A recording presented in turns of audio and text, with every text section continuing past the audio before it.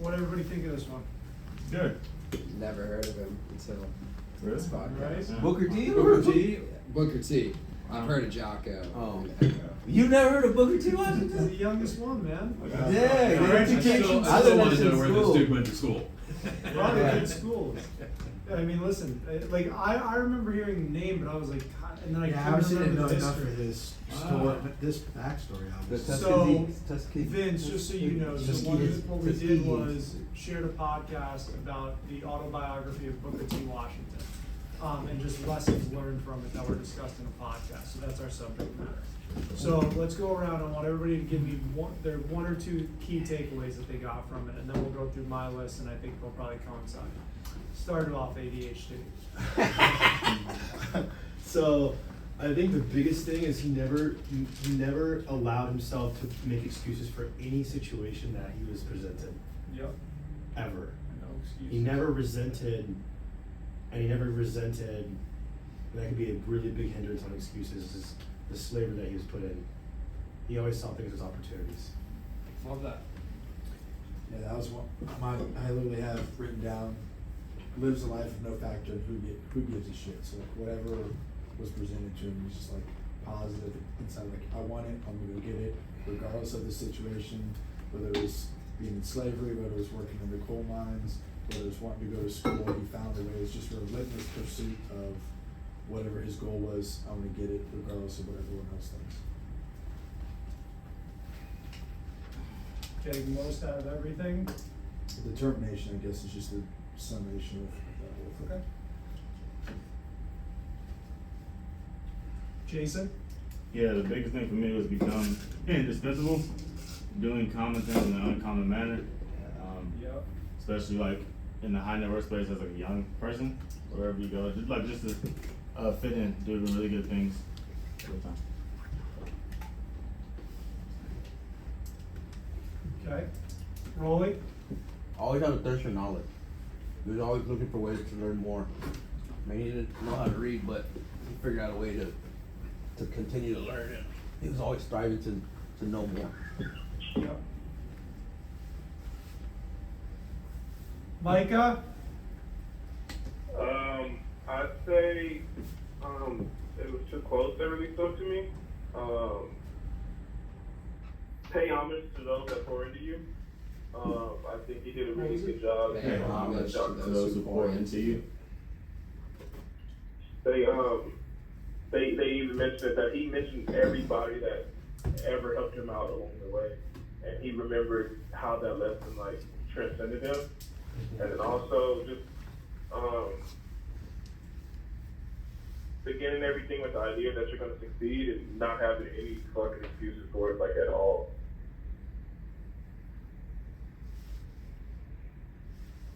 To assume you will succeed at what you do. Okay, Jake? I thought his story about not having a cap when he first started and his mom sewing together two Yeah. pieces of denim. That was his favorite cap he owned. John? I like the notion that character, as opposed to the circumstances that you come up in or that you find yourself in, determines who you are and where you will go. So your character. Character, not circumstances, make the man, as the quoted it. And there are a couple others I liked. I liked his concept of the dignity of labor. During that time of the podcast, they were it's not a Washington quote, but they were talking about grind culture Yep. surrounding the concept of hard work. And the last one I'll throw out that I liked a lot. There was a lot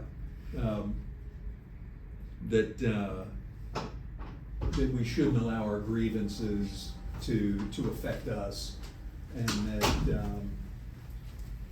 that what has happened in the past is behind us. History's in the past.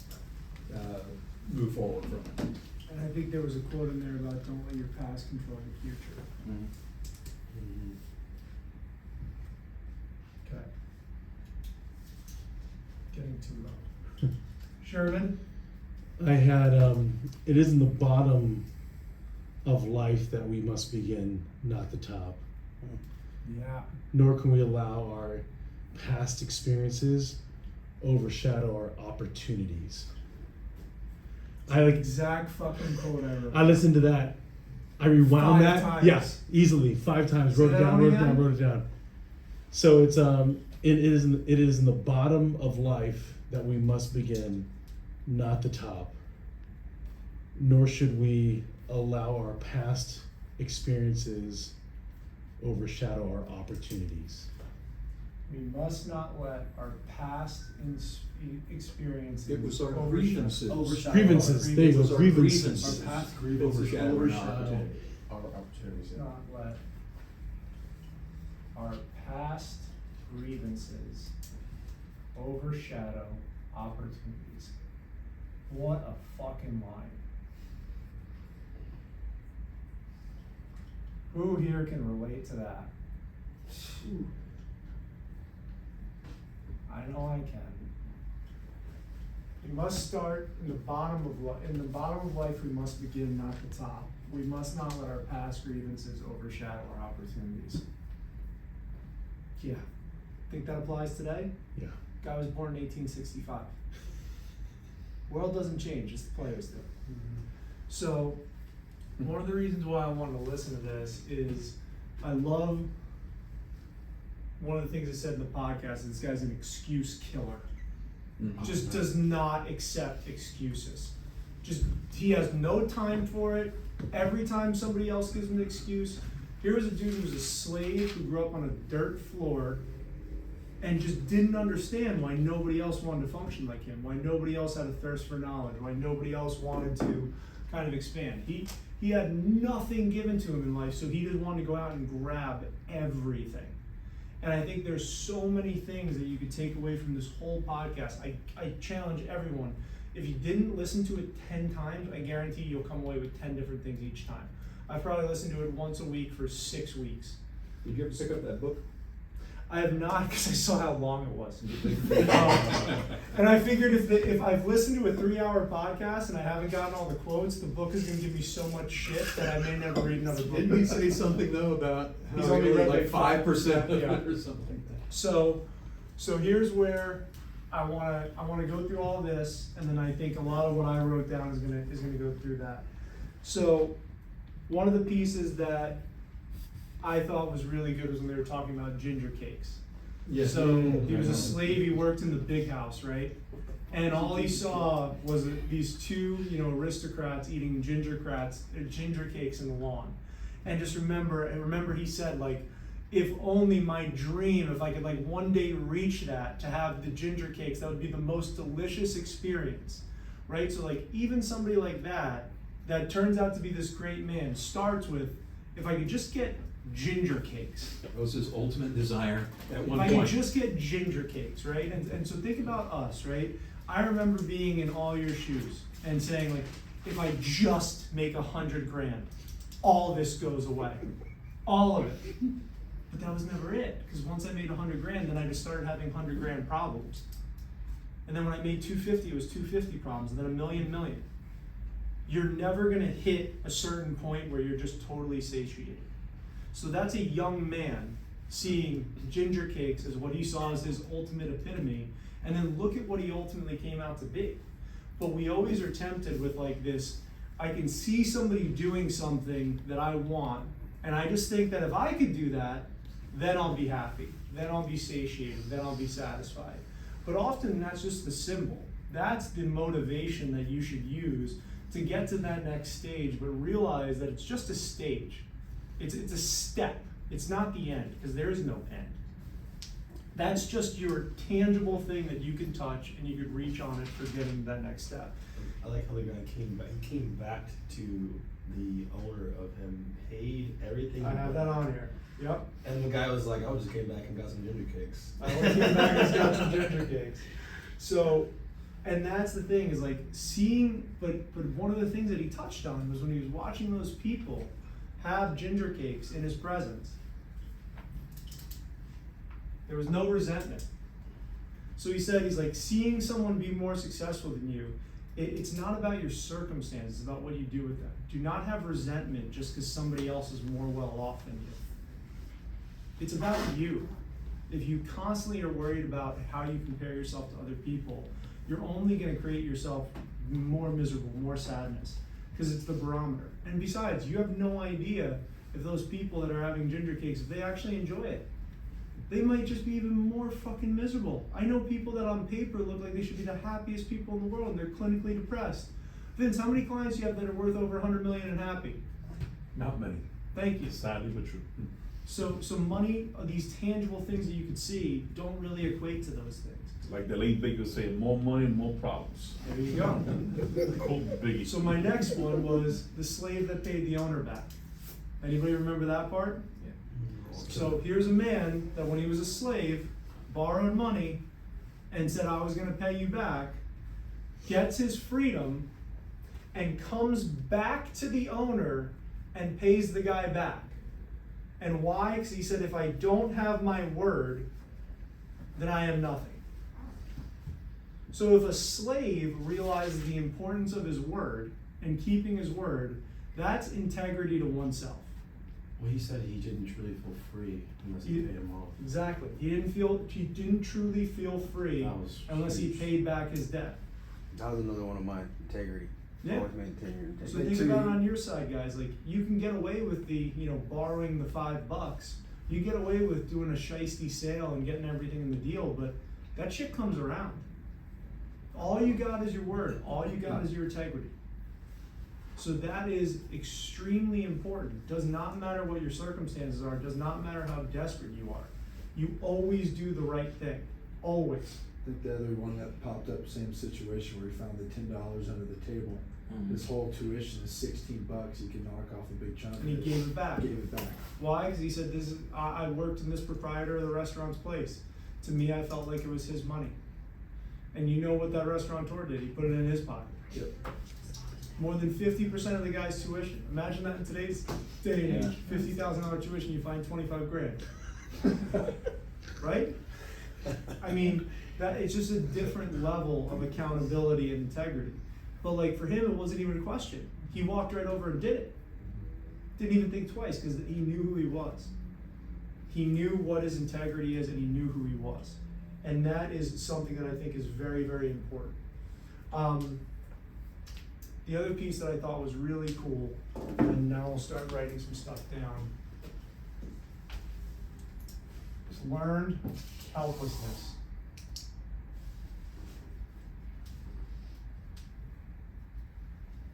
So who here caught the part where he talked about how he felt about those that had slaves? He said, when he talked about the owners, he pitied the owners that had slaves that did everything for them, for their kids never learned how to handle anything. Their kids could not build, they could not construct, they could not sew, they could not balance a checkbook. Why? Because they had the slaves do everything for them. You had women that couldn't cook, you had men that couldn't build, because they had people do everything for them. Think about it in today's day and age. How many people are incapable of doing things because other people do them for them? That brought me to Joe Rogan said it one time. I don't remember the quote, but you make all the money, then your son creates an empire, and his son Loses it. Loses it all. There's a saying in the He wealth mentioned it management in there space. too. First generation builds it, or first generation starts it, second generation builds it, third generation loses it. Because they don't know what it's like. With that part you were just talking about, he felt, what was the word you said? He felt the hopelessness of the people.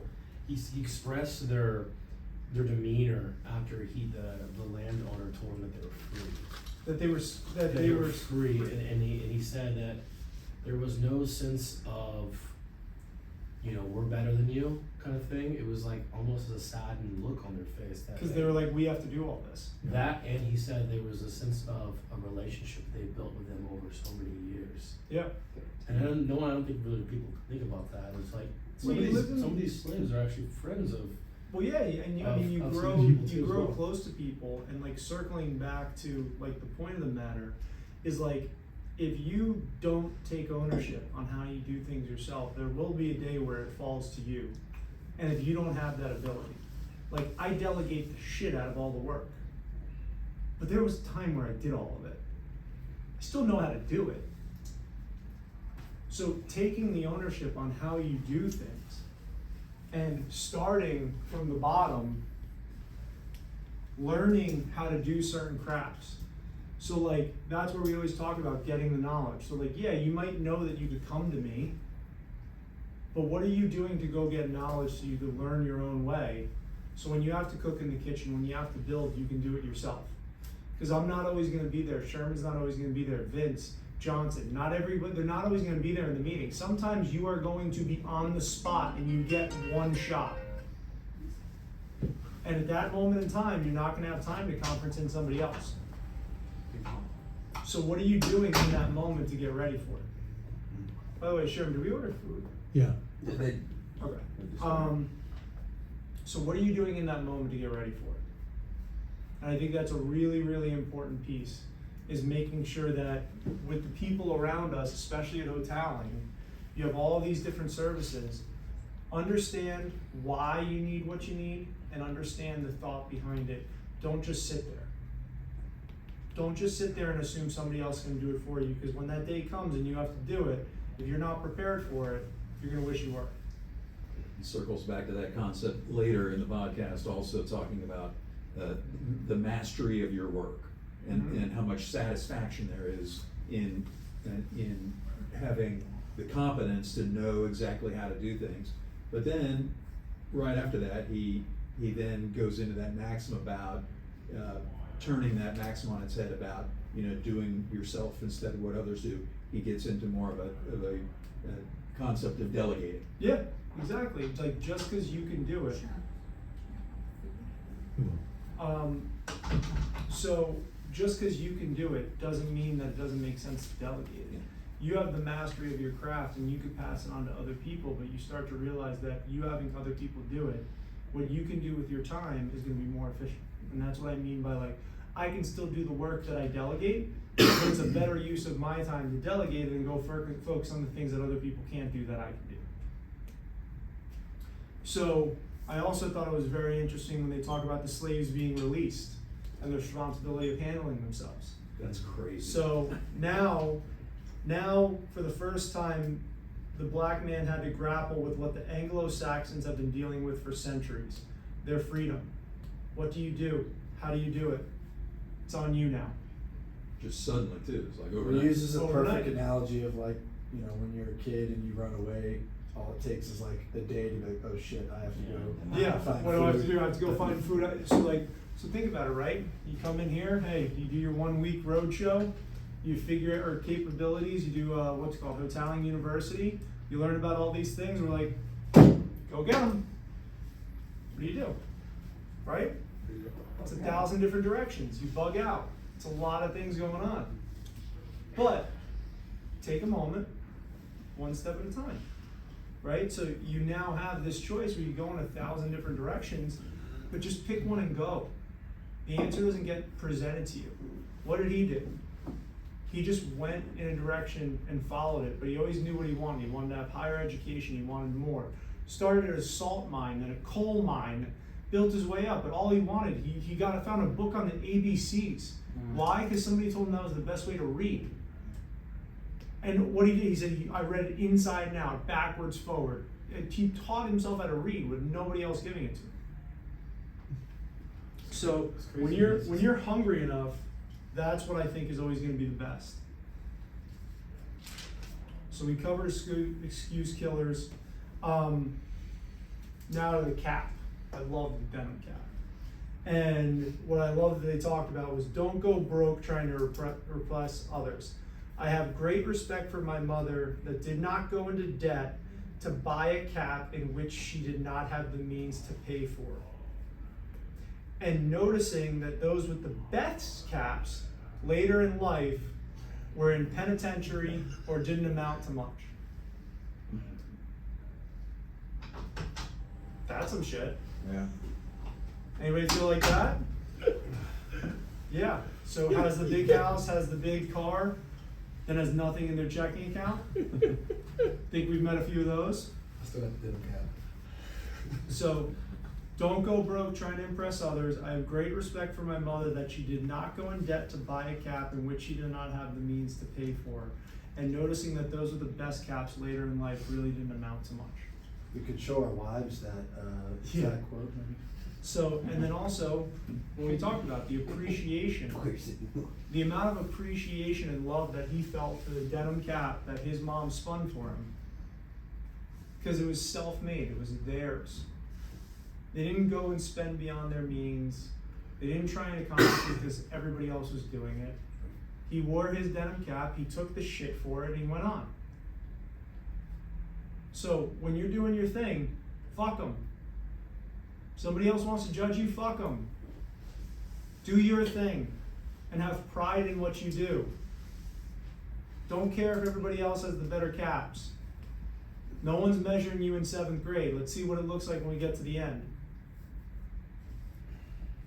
So when I think about like my high school, I look back, I'm probably top 5 or 10 most successful people that came out of my high school. I got ridiculed all the time because I was a big doofy guy with a big nose and I was goofy and I was the nice guy that used to walk girls to her car. Like I was not like the cool high school guy. But when you think about it, going back, you know, now I fast forward, coolest kids, where are they? Think about it in your school. Maybe 1 out of every 10 cool kids that you know turned out to be something. Most of them flopped into shit. Half of mine still live in the hometown. So play your game. Don't worry about what other people have to say and take pride in it and take ownership, because when you look back, your shitty denim cap that you spun will be the stuff that you appreciate. Because that's where you started. That's where you compare things to. That's how you measure growth. I think about where I was when I was 24, 25, and I was freaking out about where I was going to be. And I look back to 7, 8 years ago, I'm like, holy hell. Look at how far we've come, and I feel like I haven't even started yet. It's crazy when you get to see that, but you have that appreciation for the bulky suits I used to wear from Joseph A. Bank, where I'd get 4 for $199. I'd get leftover shoes that I could find that are in 15 at the cheapest pair, just so I could wear them out. I used to wear a purple shirt with a black suit and whatever ties I could freaking find, because I didn't have any money. That's it, man. Those are the times that you cherish. They suck when you go through it, but it's great. How many of us had a terrible night out when it was happening, and it turned out to be one of the top 5 stories you ever tell in your life? It's awful while it's going on, but it's the funniest story you got for the next 20 years. That's how this is, man. It sucks while it's happening, and then it's great.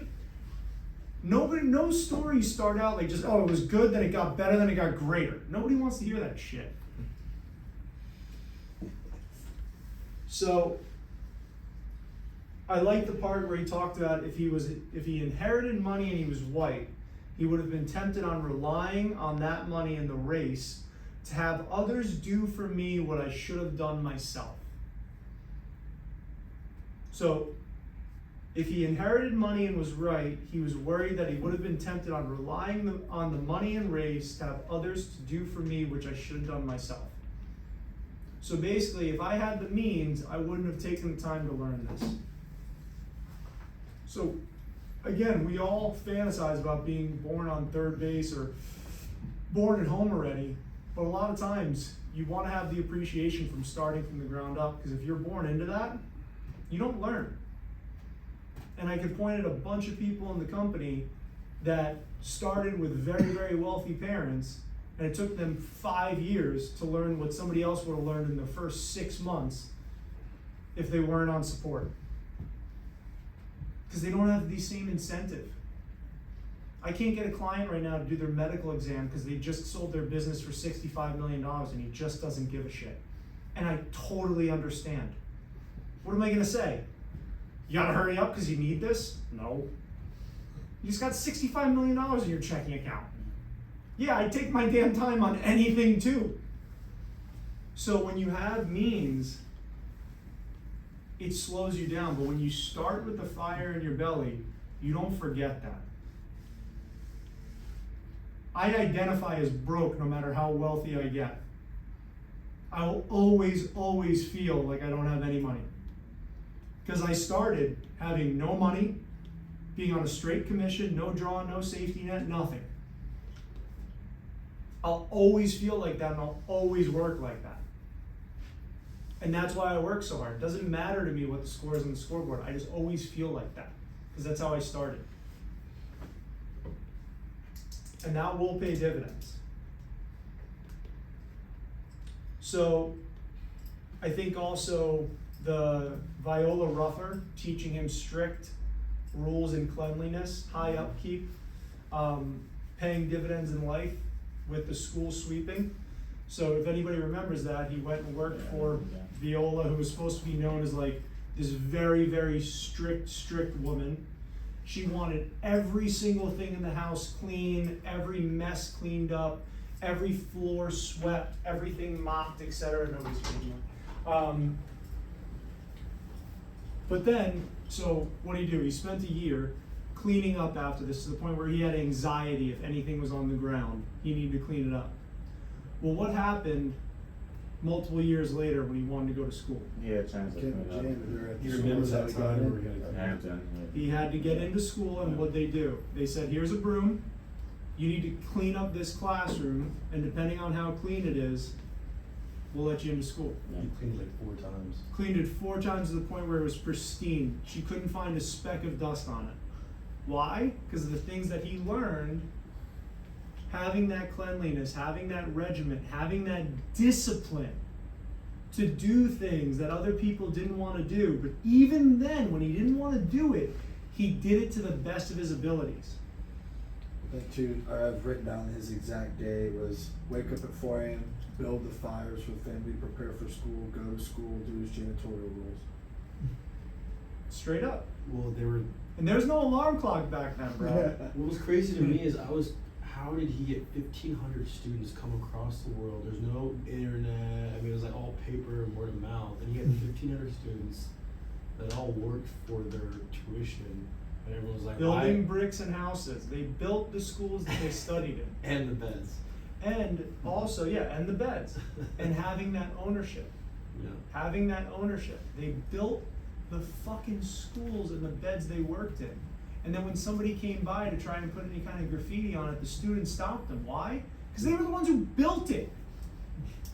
They have the ownership in it. So think about this, right?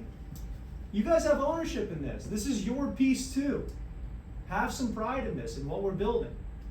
You're a part of it, just as much as I was a part of it. I was just like where you guys were 7-8 years ago. I worked my way into this role. Nobody gave me shit. I demanded it every year.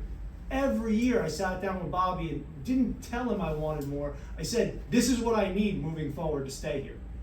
I forced my way into this. You guys have the same opportunity. You guys have that ownership to build it. You guys have that ownership to take control on what you want to do. And that's really on you, and this is a great example of that. I always started out assuming I would succeed and never had patience for the multitude of people who are always ready to explain why they could not. I always started out assuming I would succeed and never had the patience for the multitude of people who were always ready to explain why they could not. He was a pretty patient person to begin with. Very patient person. Think about that. Just whatever you start out at, assume you're going to succeed. Don't start out anything assuming you're going to fail. Because the first time you have an excuse, you'll give up. First time it gets hard, you'll give up. Whatever we start, we assume we're going to succeed. And if you hit the first, cool. You just learn, move on, figure out another way. There's always ways to accomplish the goal that you want. Always is. You just have to work hard enough and be open enough to try and figure it out.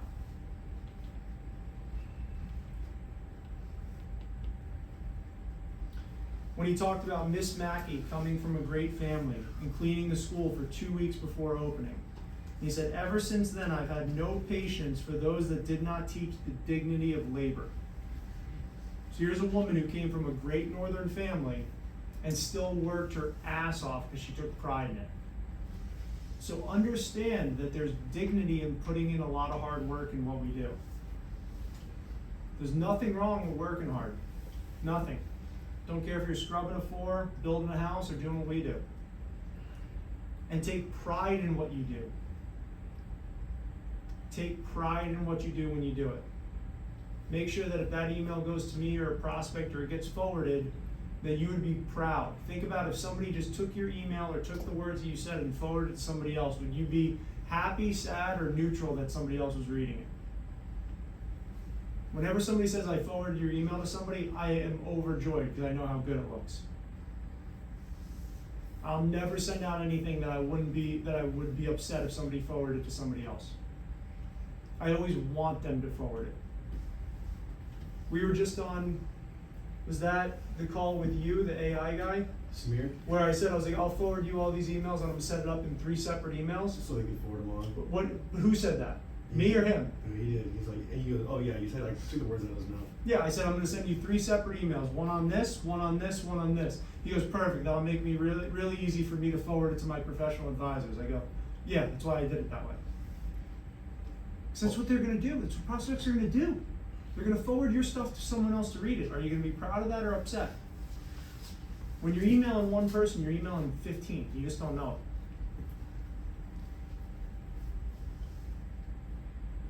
Love labor. Not a disgrace to labor, not a loan for financial value, but labor for labor's own sake. For the sheer ability to do something that the world wants done. Value is derived through work. Love the work for the sake of the work. We can't just work every single day thinking, okay, that's gonna get me the car, and then once you get the car, you enjoy it for 2 months and it disappears. Love the work you do for the sheer sake of the work you do. Like today, I had a handful of great calls today. None of them are revenue right now, but I love just going through that fucking call. Jake saw me today, started with 1 thing and expanded into 6. I love doing that. I love taking the ability of having a closed conversation and banging it down to the point of the end of it. I gotta say to the guy, you want me to do 6 things, pick 2. Oh, the guy was eating at his palm. He's like, no, I want to do that. I'm like, no. I'm glad you want to do all that. We could do all that in like 4 months, pick 2. Okay, we'll do this and this. But don't forget about, we'll focus on these 2, we'll get to the other ones. That conversation started this wide. I love that part. That may not turn into anything. It may be freaking huge. I have no idea. But I love starting the conversation that big and expanding it. I enjoy what I do most days except for all the times I hate it. That happens, that's this business, but I love the work. Learn to love the work and the results will come. So, I think that,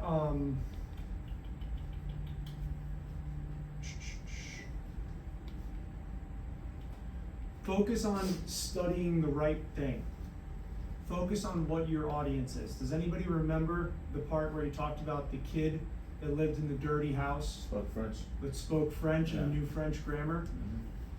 So here's a kid who went to school, knew a ton about French and French grammar, yet he didn't bathe, he was dirty, he lived in a terrible house that was falling apart, but damn it, he could write and speak French well, which served absolutely no purpose in the South. Why not fix the house? Why not try and help out the family? All he could do was French grammar. Didn't serve anyone. So know your focus and know what's most correlated to our business. Don't major in the minor. Tell that to people all the time. Do not major in the minor. Focus on what is the stuff that is most equivalent to what you do and lean into that. Don't focus on things that are trivial. You just might find interesting, that's fine, do that in your own time. but focus on the stuff that's going to be most business relevant to you.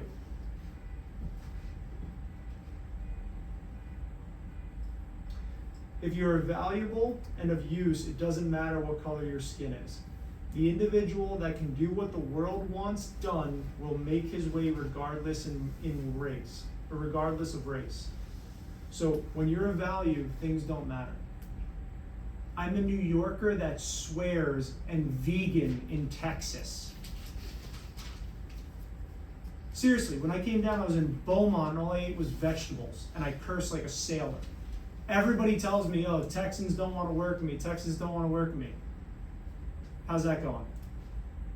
So think about it. If you're qualified and you know what the hell you're doing, none of it matters. None of it. All they care about is how's your skill? Do I trust you? Are you a man of your word? What's your integrity? It doesn't matter if you're blue, black, orange. As long as you know what you are there to do and you are the best at it, nothing else matters. And this one I freaking swear by. Guarantee that is true. I've been told I was too young, figured that one out. Told that I couldn't come down to Texas and build this, check. All these things come up. It's all just noise. If you are one of the best at what you do and you take the pride in what you do, everybody will see past that. Nothing else matters. Just be very good at what you do and have the pride and the integrity to back it up, and everything else will fall in place. I promise. I promise. If there's one thing you take away, that is one thing, I guarantee you.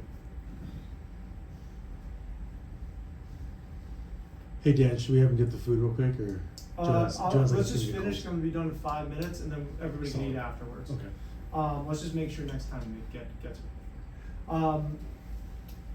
The railway guy. Does anybody remember that? So here's a guy who was one of the founding family members of building the railroad, which was like what tech companies were in 2000, right? Back in the 1800s. He gave him $2 as a donation for the school. Yeah, he ends up giving 50 at the end, 50 grand. 16 years later, he gives him 50,000. In the 1800s, it's like $50 million right now. So think about that. He gave him $2. I did not blame him for not giving me more, but vowed to convince him we are worth more and the value of our work is such. As the usefulness of the school grew, so did the donations increase. I did not blame him for not giving me more, but vowed to convince him we are worth more and of the value of our work. As the usefulness of our school grew, his donations increased. What does that tell you? Don't get mad that somebody doesn't give you money. But don't get mad that somebody doesn't, sign up for your IUL or make you the broker of record because you shook their fucking hand and took them out to lunch. Go earn it. Nothing's for free. Just because you met somebody and told them you do insurance doesn't mean they should give you all their money and then sign over everything in the company. What the hell have you done? Go earn their business and fight for it. Show them the value. Accept it as a challenge. Don't take it personal. Go earn it.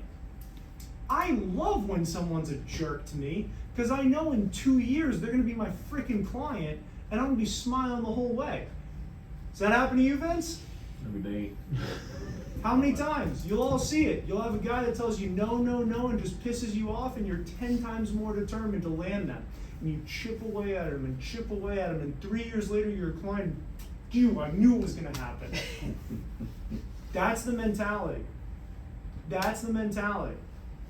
You don't take it as a personal offense. You take it as a challenge that you are going to professionally prove the value.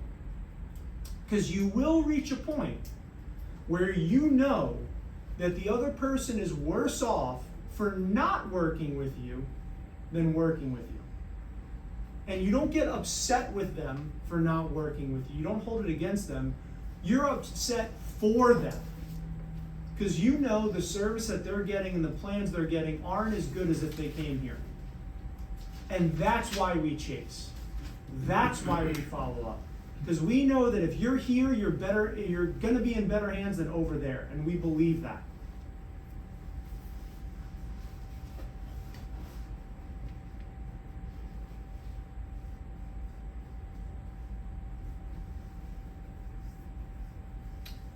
And the speech in Atlanta. There is as much divinity in tilling a field as writing a poem. We should not let our grievances overshadow our opportunities. So, no matter what kind of work it is, I don't care if you're working on the farm or doing financial services on Wall Street, there's pride and joy in all the work we did. Nobody's market is better than somebody else's. Down in the valley, oil and gas, white collar, real estate, engineering, whatever the frick it is. There's no one thing that's better than anything else. We need all of it. And all of it works together. So take pride in all the people that you work with and be encompassing of all the different industries that you work with, and treat them all with the same kind of white collar gloves that you would get from any other high pristine industry, whatever that is to you. And if you're trying to convince someone to work with you, don't try and attack. Find common ground. Build. Don't put them on the defensive. Try and see where they're open. Understand their point of view. So when somebody tells you no, why are they saying no? What's the problem? What's the holdup? What's the adversity that they're seeing? Put yourself in that shoes. Don't take it personal. Understand. Ask. You know, what's the reason you don't see value in this? I'm curious. I'm just trying to get better. They already said no. What are they going to say? Double no? Like, learn. Hey, I appreciate it. I'm just trying to, improve my game. What are some reasons that you thought this didn't make sense for you? So try and find common ground in certain things. And then he said, never say anything in the north he wouldn't say in the south. Don't attack. Build bridges and always be open. The place to criticize the South is best served speaking in the South. So, if you have a problem or you have an issue with somebody, bring it up to them directly. Talk to them. Don't say it behind somebody else's back. Don't call the department head. Deal with something face to face. Be a man, go talk to somebody. That's all I got. Anything else I might have missed? Curious about the other 95% of that book. Well, read it. Let me know what you think. I'm listening to it right now. It's a long ass book. It's a It is, long ass book. yeah. So guys, these are part of the reason why I want to do these things, right? Is like, think about this. This is a guy who started his life as a slave in 1865, and we just related 25 things to what we do in insurance in 2023. There's so many things to learn out there from smart people. It's great to read an IUL or understand an IUL or an RPT, that's awesome. But understanding human emotion, understand how great people did things, understand how they think, these are the things that translate into life and will help you as a human. And if you improve as a human, you'll improve as an insurance person. But make yourself better every day and be conscious in that effort. Ask yourself, are you really maximizing your day? Are you really working as hard as you can? Are you really doing the shit like starting a fire at 4 and doing all this? If you remember, what did he say about what he read the newspaper? How much time did he dedicate to reading the news every day? 5 minutes. 5 minutes.